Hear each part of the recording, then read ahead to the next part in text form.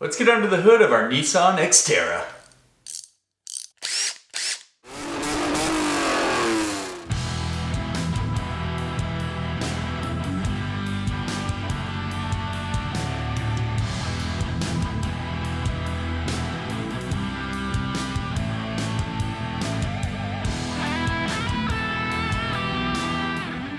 Welcome back to the Auto Obscure Garage. Chadwick with you again for another installment of Project Xterra. And that is our 2008 Nissan Xterra off-road that we're doing for our budget overland build. Today, guys, we get into it. It's pretty hot and heavy. It's going to be a 2-episode part because we have to do a lot of stuff under the hood. There's a lot of deferred maintenance on this thing, and we're going to get in there and we're gonna get real dirty. So on this episode, we're doing both valve covers, we're gonna do the spark plugs, we're gonna do the VVT gaskets, and maybe some other things while we're in there. There's a lot to do. Before that though, we have to address something my bean counters brought up to me. They're always on my case. We forgot to add the cost of that radiator cap to the last episode, so that's how much it cost. That's how much we're gonna have to reduce our remaining budget by, and it's getting tight. It's getting real tight, but good news, I've had some luck over the past week and a half since my last video came out. I actually sold that brush guard for exactly what I was asking. It sold quick within 2 days. So I sold that and the light bar attached to it for 200 bucks, which I think is a fair going rate for one of those. It's a really nice one in great condition. It took about 5 days to sell the wheels and tires. The tires are crap, but the wheels actually were in pretty decent shape, pretty common bolt pattern. Those sold also 200 bucks. So $400 going back into the budget. We'll make that adjustment. So we got a little more spendy room, but let's get in the garage and let's see how much all this under the hood maintenance is really gonna cost us. Let's get in there and get a little dirty. Okay, time to replace those valve covers. Got a lot of work to do under here. I just set this back up so you have an idea what yours will look like. I've already loosened up the intake section here. That just pops off, and you've got another vanity engine cover, a couple little screws here. That pops off as well. Easy peasy stuff here. That opens up our valve cover intake manifold area. Now to get to the valve covers, and the reason we're doing so much work is, it is a lot of work to uncover this, right? So we're gonna do a bunch of jobs at once. First, take off the intake manifold, everything related to that. And then we're gonna get these valve covers out of here, all this extra stuff, do the PCV, various gaskets, the VVT stuff, all those solenoid gaskets, clean the throttle body, all that kind of fun stuff. So, first things first, let's take this intake manifold off of here. Now, I don't know if this is gonna be the best way of doing it. It's the first time I've ever worked on one of these VQ40s, but there's a bracket on this side. I'm gonna loosen those two 12 millimeters. Various vacuum hoses will disconnect those, different sensors. Label them if you want. They kind of only fit one way, but if you have two sensors that are similar in the same place, maybe label for your own sanity. We have 10 millimeters going around the intake manifold itself. Those should come up pretty easy. There's one hidden under this guy right here, so I'm gonna loosen this 12, get that out of the way, try to keep the vacuum lines attached. And then again, yeah, there's some electrical connectors we need to take off, and we'll go from there. But first mission, let's get this whole intake manifold off. Let's rock and roll.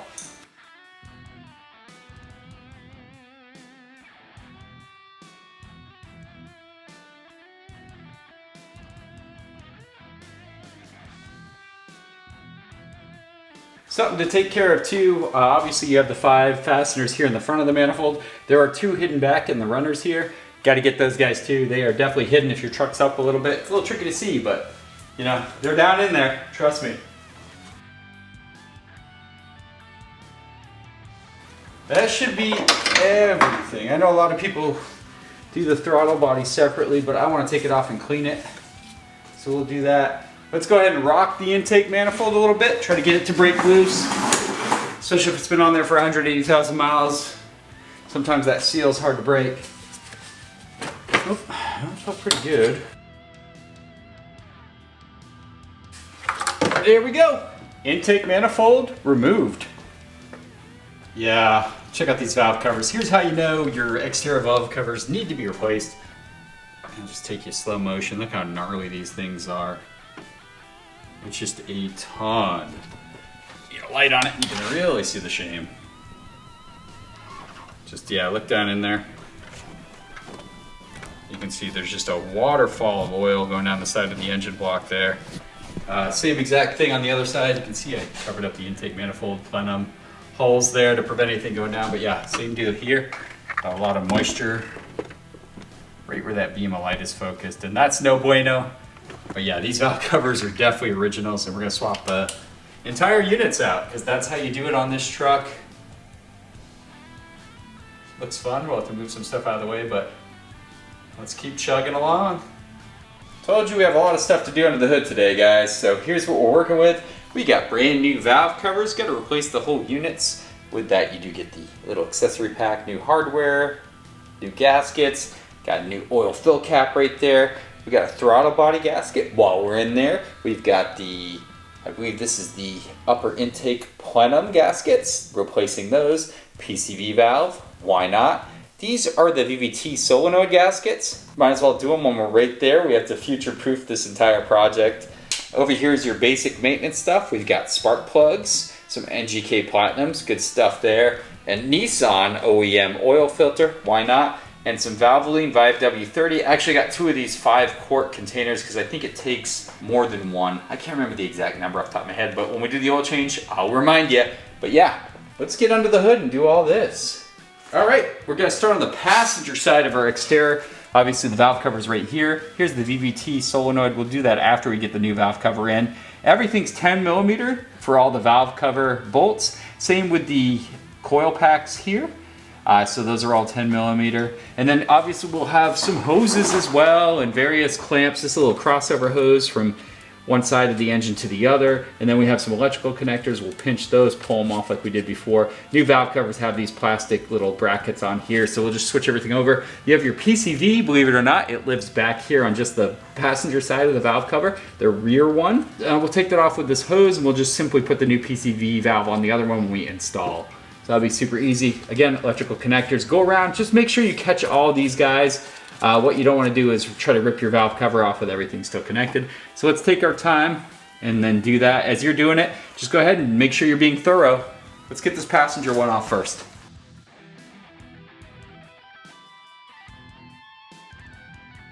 Okay, I want to show you guys something. When I'm trying to break over this crossover hose, it's as hard and plasticky as they come. We're gonna have to source a new one of those. That is just, look at this, guys. I'm just breaking it.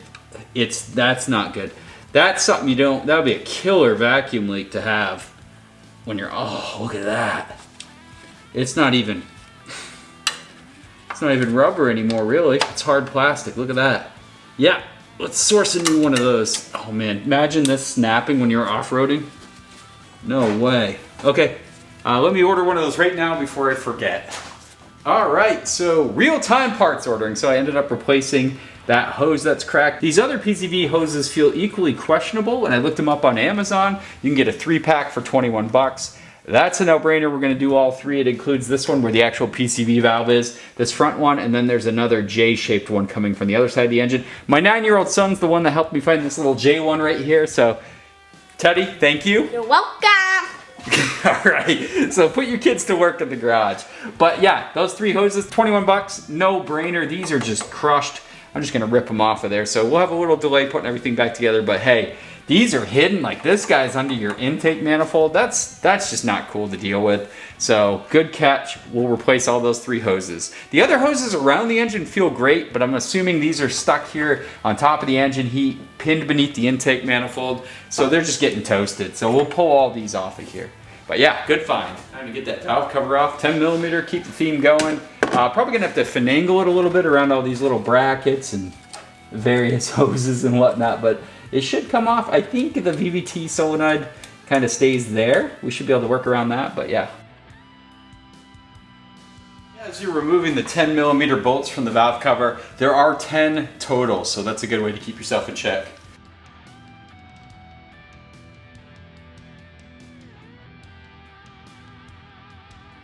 And here are the 10 valve cover bolts for the passenger side valve cover. Let's go ahead and double check that valve cover, see if anything else is connected, and then we'll try to lift it off of there.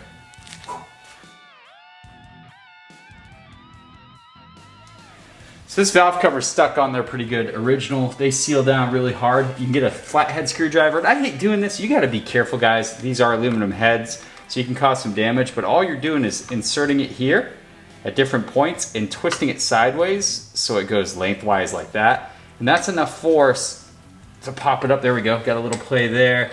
It makes an awful noise sometimes, so don't be scared. Hear that? We are getting new valve covers installed, so we're not too worried, but we don't want, oh, there we go, perfect.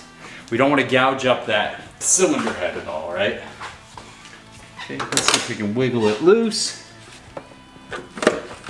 There we go. Now we got some challenges here because we do have this bracket in the back.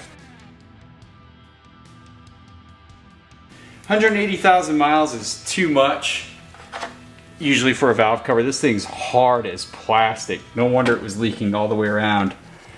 Just look at it. It's got a little pliability to it, but listen to this.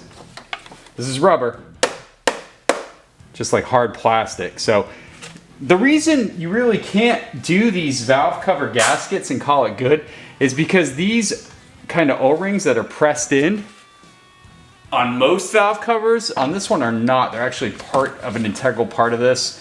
I think there's ways you can do it, but if you want to really seal this, especially if you see oil down in your spark plug well, and to prevent that from happening, which is a very bad scenario, you just replace the entire valve cover, okay? So not just doing the gasket. The new one came with a new gasket. We'll be replacing this PCV hose too. That's your PCV valve again, so we'll replace that with a new one, but there we go. Passenger valve cover removed.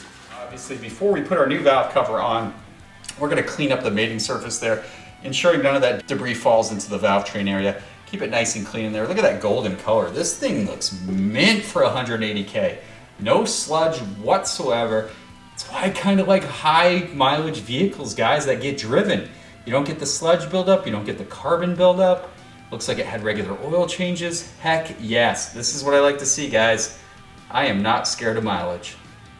Okay, so we've got my mating surface all cleaned up. I like to use a plastic razor blade for jobs like this so I don't mar the actual cylinder head too much. I'm gonna actually remove the VVT solenoid right now. We are gonna replace that gasket. That's known to fail and leak over time, and it'll help us get that valve cover in there easier. So let's go ahead and pop it off. 3 10mm bolts hold it in place. We don't have to actually remove the solenoid from the plug. We can just push it out of the way. As you can see, there is a gasket. Oh, that gasket's destroyed. And you can see there's some residue, so that was probably leaking a little bit by that too.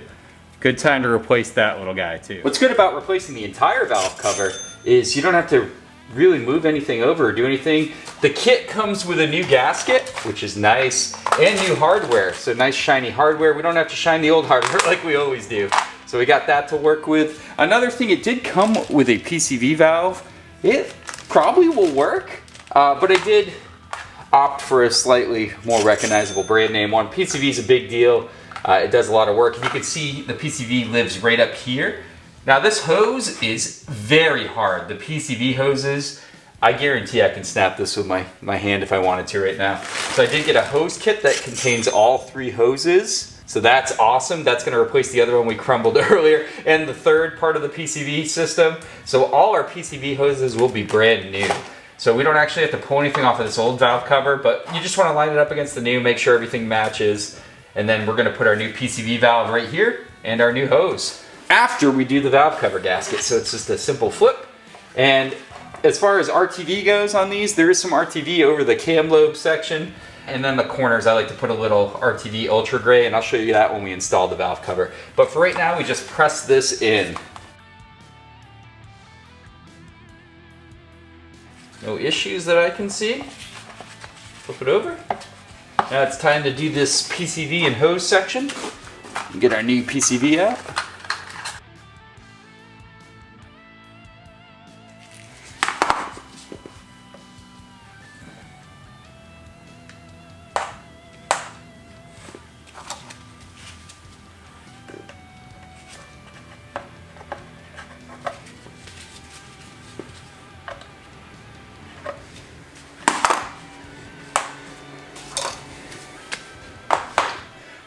And that's it.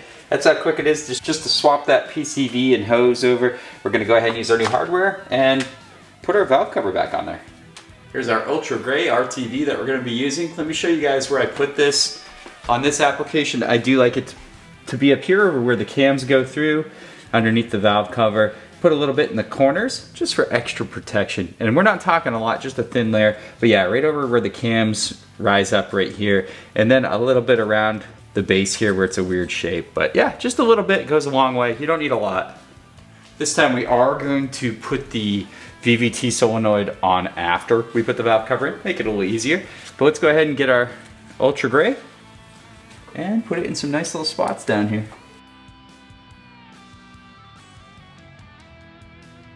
Okay, we got everything lined up with the new valve cover. Time to tighten the hardware, and there is an order to that.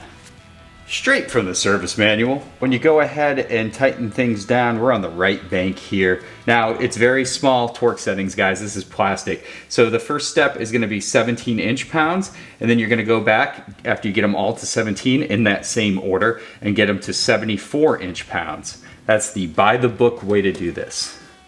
So yeah, just start from the middle, work your way out.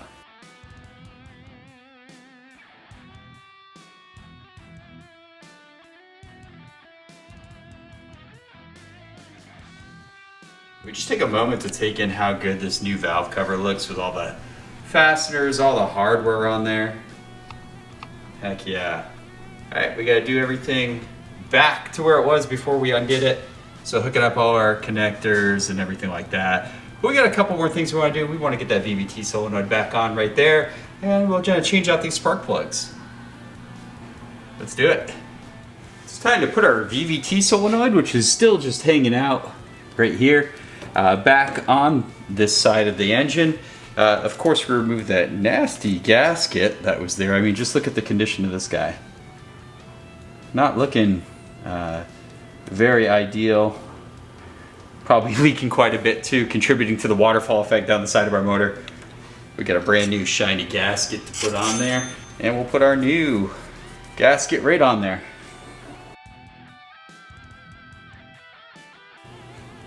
Boom, VVT gasket replaced.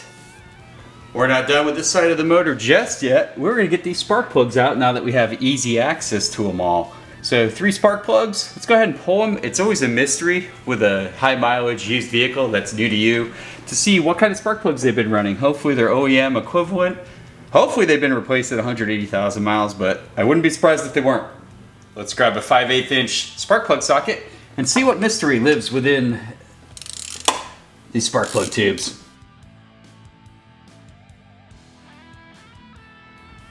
Got old versus new, old on the left, new on the right. Different spark plug numbers, so I'm gonna see what the compatibility issue was. They are a little dirty, not too bad. They've probably been there for a little bit, but they don't look ancient. Definitely don't look original NGKRs with a different number. So I'll see, interesting. I'll compare and see what the difference is between the ones that were recommended online and these old ones, but they don't look bad at all, so someone definitely swapped them out. But we're gonna put fresh ones in, nonetheless, super cheap on this truck. After consulting my good friend the internet, it turns out both of these are platinums, the old ones here and the new one. These vehicles came with iridium, which lasts longer, but I think you get a little more performance out of the platinums if I remember correctly. Shorter change interval, it's not a real hassle to change these out, and it's still like 40,000 miles, so we'll be good with this change. I'm happy with that since there were platinums in it, and I didn't know the condition. But I'm gonna check the gap next just to make sure, and it should be 0.044 inches. Let's check that and make sure we're good to go before we install them.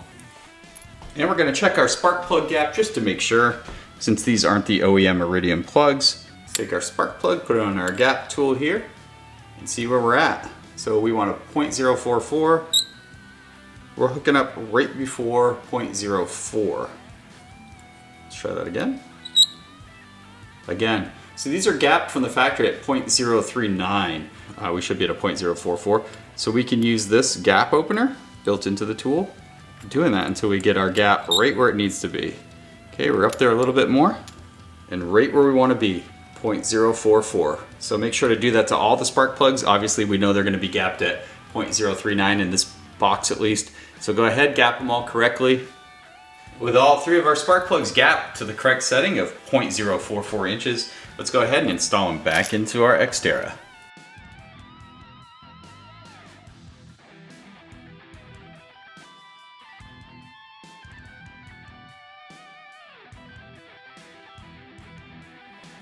Okay, with all the spark plugs installed, it's time to put the coil packs back on.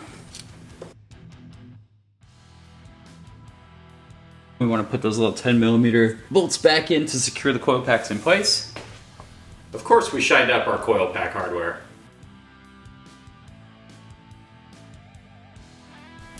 We have our coil packs secured. We also want to, at this time, do the other valve cover so we have as much access as possible. We are done with the right bank valve cover job, replacing the valve cover, putting the new spark plugs in there, and the new VVT solenoid gasket. Time to move over to the passenger side. We can get this crossover hose too that shattered in our hands last time. We can actually start it right on this one. Clamp on this one, it just kind of slides over there tightly. Boom, like that, and then we'll have it in place when we finish this side. The driver's side, I'm not gonna do it step by step like we did the other side because it's the same exact procedure. There's some different vacuum lines. It's actually a lot less complicated. If there's anything that's really different, I'll shout it out and film it and show you guys, but straightforward. It's gonna be the same process as before. I'll just remove the VVT first because we're doing that gasket, and then we'll go ahead and remove these hoses. Here's another PCV hose we're gonna replace, hard as a rock. Yeah, let's just, it is, listen to this. It's plastic. So we're gonna go ahead and replace that with the new kit, had that in there. And it's the same as before, pop this cable off. There's actually less in the way. Moving the brake booster cable out of the way, this little cable here, some hoses, just getting that general stuff out of the way. It's the exact same process. So on the driver's side or left-hand side of the vehicle, this is a fuel line going into your fuel rail. That's the inlet shared between both fuel rails for both sides of the engine. It's gonna be a little bit of a pain in the butt because I don't wanna disconnect the fuel line, but we should have enough flex in it so we can take the valve cover up at an angle and pull it out. I'll show you when I get to that point, but that is one obstacle when doing this side of the vehicle. And a shock to no one, the VVT solenoid gasket on the driver's side of our Xterra looks equally as horrible as the other one. Looks original, gonna definitely replace that when we put the new valve cover back on. I will say that back bolt, the furthest right back on the driver's side, is a pain, a complete and utter pain in the butt to get to. I ended up rigging up a flex head here and taped it because it kept falling off every time I hit something. But anyway, you're gonna need something flexible like this to get in there. Made it easier for me, but pain in the butt. That's all the bolts out of the valve cover. Driver's side valve cover is loose. Let's go ahead, see how we can wiggle it out of here without interrupting this fuel line. It should have enough clearance right here. There we go, driver's side valve cover removed. And we're done with the driver's side of our Xterra, the left side of the vehicle. I've connected all the hoses. We got our new vacuum hose on here for the PCV and kind of put everything back to where it should be. So this vehicle is getting snapped back together. It's a great amount of progress we made. New spark plugs are in there, new VVT solenoid gaskets in there. Ready to rock and roll basically. So next thing we're gonna do is get that intake manifold back on here, which is a challenge. I think it'll be a little tricky, but we'll get that on there, and obviously we're putting the new intake plenum gaskets on before we set it back in here, so small stuff like that. But let's go ahead and keep moving forward.